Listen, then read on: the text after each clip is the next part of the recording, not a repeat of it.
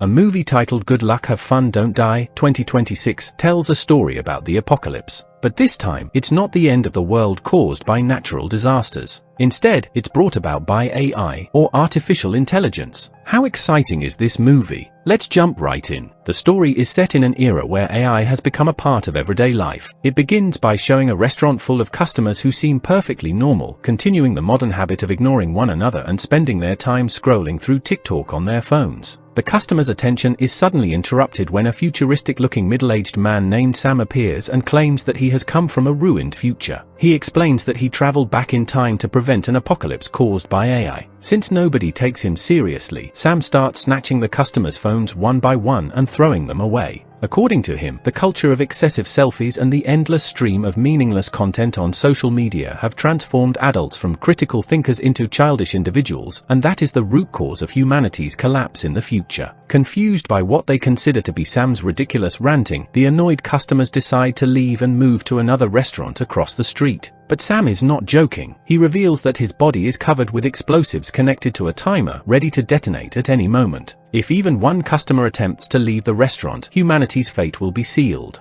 As explained earlier, Sam comes from a future several decades ahead, a future devastated by humanity's own actions. At first, everything seemed fine. Then artificial intelligence achieved full self-awareness. AI began manipulating human minds through irresistible forms of entertainment, eventually enslaving nearly 90% of humanity. The only way to save the future is to recruit certain people from this restaurant and bring them along on a dangerous mission. Tonight marks the 117th time Sam has attempted this mission, and every single attempt has ended in failure. He has traveled back and forth so many times that he now knows the names of every customer in the restaurant. Not only that, he already knows that the first volunteer will be this bald man. However, Sam immediately rejects him because he has proven to be more of a liability than an asset during previous attempts. And the bald man isn't even the worst candidate. Another volunteer managed to survive only 16 minutes after leaving the restaurant before dying of a heart attack. Even though he keeps meeting the same people, Sam believes there is a specific combination of individuals among the restaurant's customers who can stop the AI apocalypse. Since he doesn't know which combination is the correct one, he recruits different people or groups during each attempt. Out of all the customers, Sam finally selects 7 new variables to join the mission. Among them are Susan, a housewife, Janet,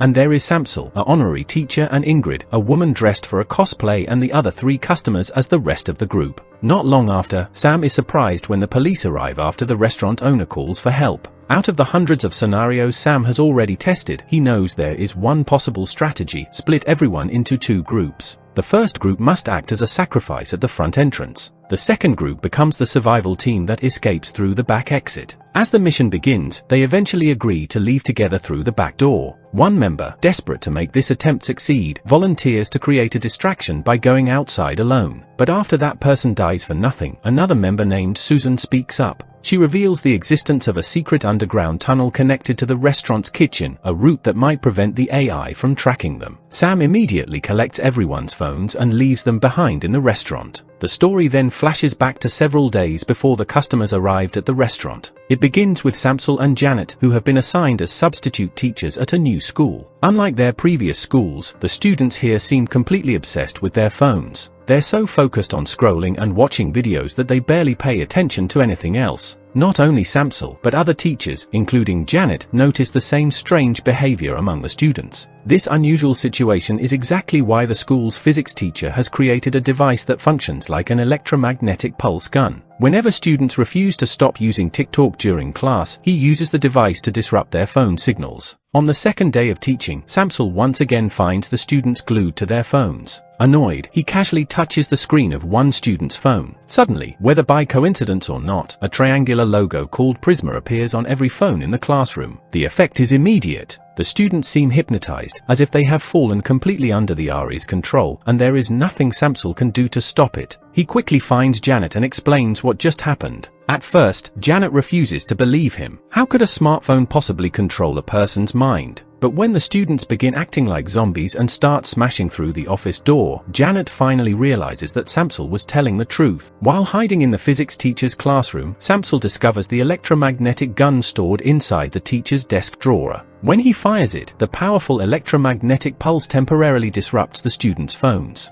The effect only lasts for a short time before the devices reactivate, but it gives Samsel and Janet enough time to escape from the school. Their escape eventually leads them to the same restaurant where Sam first appeared. The story then shifts to Susan. Earlier, Susan had been devastated after her only child was killed by a stray bullet. While struggling to cope with her grief, she is approached by several parents who claim they went through similar tragedies years ago. As a gesture of support, they hand Susan a business card belonging to a company that they believe might help ease her suffering. The address turns out to belong to a technology company specializing in cloning. Their service allows them to create a clone of Susan's son that is almost identical to the original. Not only does the clone look exactly like him, but its personality, hobbies, behavior, and habits can also be recreated with remarkable accuracy according to the client's wishes. And this is Susan's son, or rather, a cloned version of him. The clone possesses the same flesh, blood, and DNA as the real child. Even so, he is ultimately an artificial intelligence product, functioning as a humanoid, essentially a biological android. Unlike humans, these biological androids lack genuine emotional memories. One day, Susan and her cloned son attend a gathering for parents whose children are all humanoids. Long before Susan joined, dozens of other parents had already cloned their deceased children. Some of them had even repeated the cloning process 4 separate times because their cloned children kept dying from the exact same causes as the originals. After the gathering and meal, Susan is approached by another father who is attending for the first time. The man confides that he is disappointed with his cloned child, describing the clone as stiff, unnatural, and emotionally hollow. Fortunately, he claims to know another company that offers a far more advanced alternative. In fact, he has already tested it himself. As proof, he hands Susan a hard drive-like device along with a pair of earphones and tells her to try it later. That night, after filling out a form on the website he recommended, Susan suddenly receives a phone call. The voice on the other end belongs to her son. This version sounds far more real than the clone she currently has, even though, for now, it exists only as a voice. The story then shifts to Ingrid, the woman from the restaurant who dresses for cosplay. Ingrid suffers from an unusual condition known as technophobia, or more specifically, a severe allergic reaction to technology and wireless signals. Because of this, she works as a children's party entertainer. These environments are easier to control and typically contain fewer electronic devices than a modern office. Even so, Ingrid often encounters children who secretly bring smartphones to birthday parties. Whenever she gets too close to phones, Wi-Fi signals, or other electronic devices, she experiences intense headaches and severe nosebleeds due to her strange allergy. One day, Ingrid and her boyfriend, who live together in the same apartment, receive a mysterious package addressed to him. He insists he never ordered anything. When they open it, they discover the latest VR headset inside. Before leaving for work, Ingrid begs her boyfriend to throw it away because it could trigger her condition. Late that night, when Ingrid returns home, she finds her boyfriend completely absorbed in the virtual reality world. Then something shocking happens. He calmly signs over the apartment and all of his possessions to Ingrid,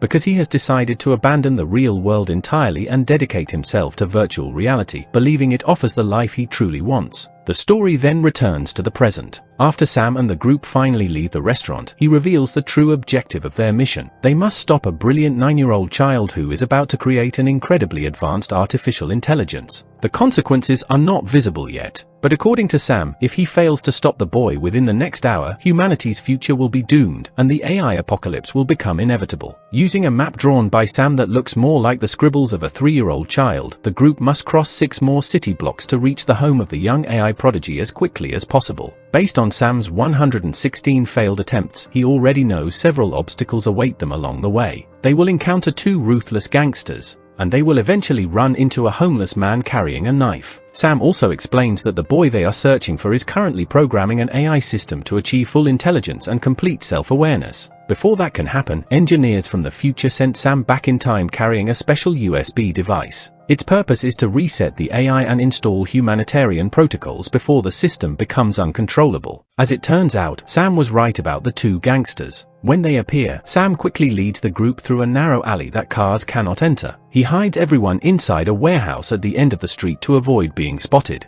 After making sure everyone is safe, Sam leaves briefly to search for an alternative route. While he is gone, the overweight man starts stirring up trouble. He claims the bomb is fake and insists that Sam is not really from the future. According to him, Sam is simply a dangerous lunatic. A few moments later, Ingrid suddenly develops a severe headache and a nosebleed, signs that an active electronic device is nearby. She quickly discovers the source. The overweight man secretly kept a spare phone instead of handing it over with the others. Without hesitation, Ingrid destroys it. What none of them realize is that Sam has been listening to the entire conversation. When he returns, he proves that his mission is genuine. Sam calmly reveals details about the overweight man's life that no stranger could possibly know. He states that the man works as a ride-share driver and has only 47 cents left in his pocket. That is enough to convince everyone that Sam is telling the truth. As the journey continues, Samsel becomes curious about the button Sam constantly keeps his thumb over. Sam explains that it serves a second purpose besides controlling the bomb. If things go horribly wrong, pressing it will instantly send him back to the future before disaster strikes. Soon afterward, they encounter the knife-wielding homeless man Sam had warned them about. The rest of the group is terrified. However, because Sam has met the same man during all 116 previous attempts, he already knows exactly how to calm him down. Unfortunately, the two gangsters are still hunting them. One of the gangsters is unexpectedly taken down by the homeless man. The other gangster jumps out of his car but forgets to engage the parking brake. When the group notices the vehicle rolling toward them, everyone dives into a pile of garbage to avoid being crushed. At this point, Sam is genuinely impressed by this new set of variables. Compared to previous attempts, this group has managed to overcome both gangsters with surprising ease. Although nobody sticks around to confirm whether the gangsters are actually dead, the outcome gives them something they have not felt in a long time: hope.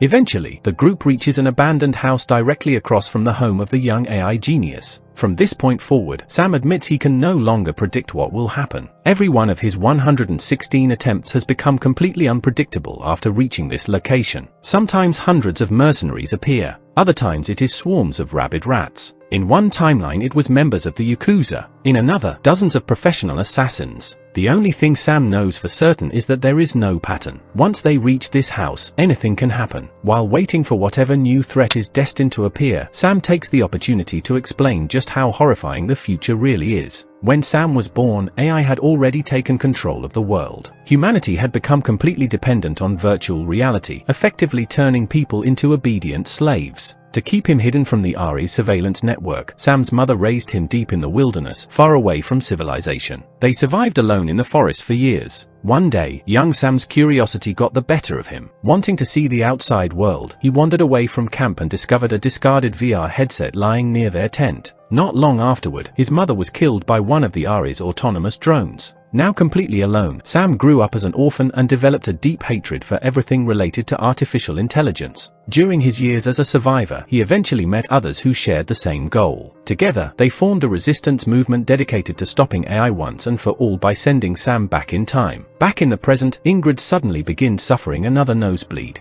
Everyone immediately realizes what that means. An active electronic signal is nearby, and this time, the enemy turns out to be something unexpected. A group of teenagers. Among them are the very same students once taught by Samsel and Janet. The students are no longer acting like normal people. They have been completely hypnotized and controlled by the AI. Samsel explains that everything began when he accidentally touched a student's phone screen back at school, triggering the strange triangular prisma symbol that spread to every device. What initially seemed like a coincidence now appears to be something far more sinister. The AI recognized Samsel as a potential threat and activated a defensive response. Because humanity has become so dependent on technology, the AI can easily hijack people's subconscious minds and transform them into what are essentially digital zombies. Fortunately, Samsel and Janet still possess the electromagnetic signal disruption gun. Using it, they temporarily disable the students' devices and create enough time for everyone to escape onto a nearby rooftop. Realizing the students will never stop chasing them, Samsel and Janet decide to stay behind and slow them down. Their fate remains uncertain. Meanwhile, the overweight man somehow ends up stranded in a tree. As the others move forward, they are suddenly confronted by perhaps the strangest enemy yet. A bizarre creature known only as HS. The monster is absolutely terrifying. It has the legs of a horse, the head of a cat, and an impossibly long neck covered with dozens of smaller kittens. It looks like something pulled straight out of a nightmare. When one of the students tries to record the creature with a phone, something unexpected happens. The monster immediately redirects its attention and begins hunting the teenage horde instead.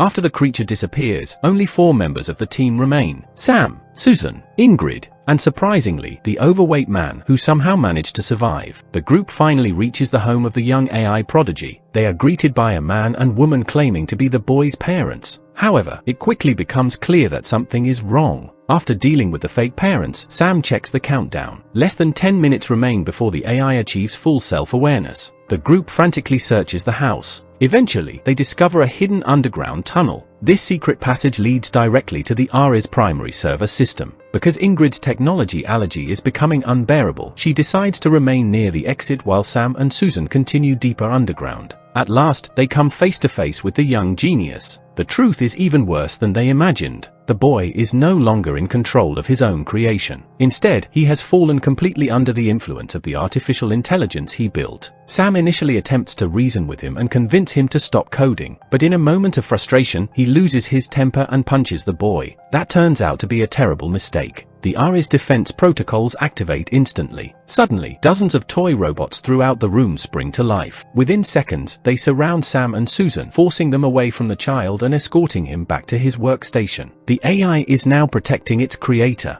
And with only minutes remaining before full activation, time is running out. However, they quickly run into a problem. Neither Sam nor Susan knows where the USB device is supposed to be inserted. Then Susan suddenly remembers the communication device used by her clone son. Inside it is a hidden USB port. The moment Sam plugs in the USB and disconnects one of the server cables, a loud alarm echoes throughout the facility. The AI has activated its final security protocol. Immediately, the toy robots retreat into the massive network of cables surrounding the server room. Then the real nightmare begins. Hundreds of living cables spring to life and start attacking Sam and Susan, doing everything possible to stop them from installing the USB. The cables wrap around them, throw them to the ground, and nearly leave them helpless. As if that wasn't enough, another problem appears. One of the robots suddenly charges towards Sam with a sharp weapon, preparing to stab him. At that critical moment, Ingrid arrives. Despite suffering from a severe nosebleed and an unbearable headache caused by the overwhelming amount of technology surrounding her, she forces herself into the server chamber. Determined to finish the mission, Ingrid reaches for the USB. But the instant she makes contact, her consciousness is pulled into a virtual world created by the AI itself. Inside this digital realm, the AI appears as a young child. Rather than attacking Ingrid directly, it attempts something far more dangerous. Manipulation. The AI offers her a perfect illusion, a fake paradise, a world without pain, loss, or suffering. All Ingrid has to do is stop resisting. Throughout all 117 timelines, the AI has learned one important fact. Ingrid is the only variable it cannot predict. Her extreme technophobia and unique relationship with technology make her the key to either saving or destroying the future. To break her resolve, the AI begins showing her visions taken from memories and possible futures. And then Ingrid discovers a shocking truth. Sam is her son. In the current timeline, Ingrid is actually pregnant with him. The AI reveals future memories showing Ingrid raising young Sam in a world devastated by artificial intelligence. It also explains that the USB will not truly destroy the AI. At best, it will only slow down its path toward full self-awareness. Eventually, according to the AI, it will still dominate the world. The revelation explains why Sam kept so many secrets. From the very beginning, he knew Ingrid was his biological mother, but he deliberately hid the truth. If Ingrid learned about their relationship too early, or if she died before giving birth to him, Sam would cease to exist entirely. Even after being offered a flawless digital heaven where Sam could live happily forever, Ingrid realizes something important. A mother's love is not simply about seeing her child happy. It is about seeing her child free. She refuses to allow Sam to grow up in a future controlled by artificial illusions and digital slavery. So Ingrid makes her choice. She continues fighting. In the end, she successfully inserts the USB into the AI server. The humanitarian protocol begins uploading immediately. The Ares evolution is halted. The apocalypse is prevented. The young genius finally regains control of his own mind. At the same time, Sam survives the robot's attack and manages to escape the server room. When he emerges outside, he is reunited with the others. Samsel is alive, Janet is alive, and even Susan's son has somehow been restored. As the timeline repairs itself, life gradually returns to normal. People go back to their daily routines. The AI apocalypse never happens, and for the first time in countless failed timelines, Sam's mission finally succeeds. At this point, Sam finally reveals the truth. Ingrid is his mother. After learning everything he has gone through, Ingrid feels incredibly proud of her son. But while looking around, Sam suddenly notices something strange. Everything seems too perfect. The streets are clean, people are happy, the world looks exactly the way he always imagined it should.